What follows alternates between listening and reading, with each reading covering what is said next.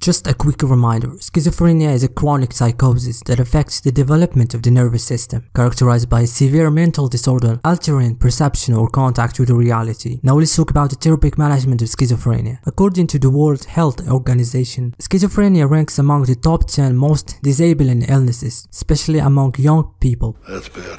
First, specialized hospitalization may be necessary in cases where schizophrenia symptoms are severe and require intensive monitoring and treatment. Treatment of acute episode aims to control psychotic symptoms and ensure patient safety. Prevention of the suicide or homicide risk is a priority, establishing an accurate diagnosis and assessing disorders, and initiation psychotropic treatment to control symptoms while carefully monitoring medication side effects and adjusting treatment accordingly. Pharmacological treatment often relies on the use of neuroleptic, also known as antipsychotics. Neuroleptics should be initiated early to improve the disease prognosis, preferably in the hospital settings where close monitoring is feasible. They can be administered orally or intramuscularly with gradual doses to minimize the adverse effects and ensure better tolerance. Neuroleptics are generally used as monotherapy, although in some cases combination with other medication may be necessary. Commonly used neuroleptics include haloperidol, olanzapine, and risperidone. Each medication has its advantages and disadvantages, and the choice will depend on the individual's needs of the patient. In cases of poor adherence to oral treatment, long-acting neuroleptics can be administered monthly by intramuscular injection to ensure better treatment regularity. It is also important to know that antidepressant can be used to treat depressive episodes that may occur in individuals with schizophrenia, but their use must be cautious. Be careful. Psychotherapies are an essential component of schizophrenia treatment, complementing the pharmacological medications. Supportive psychotherapy aims to provide a safe and empathetic space where patients can express their emotions, concerns, and experiences related to their illness. It also aims to strengthen the therapeutic bond between the patient and the therapist, which can contribute to overall well-being. Cognitive and behavioral therapy, or CBT, focus on modifying dysfunctional thoughts and behaviors associated with schizophrenia. They can help patients better understand their illness, improve treatment adherence, and develop strategies to cope with symptoms and stressful life events. Family therapy involves educating family members about schizophrenia and its implications, as well as how to effectively support their loved one with the illness. They also aim to help families better manage their own emotions and communicate constructively with the family. These different therapeutic approaches can be used individually or in combination,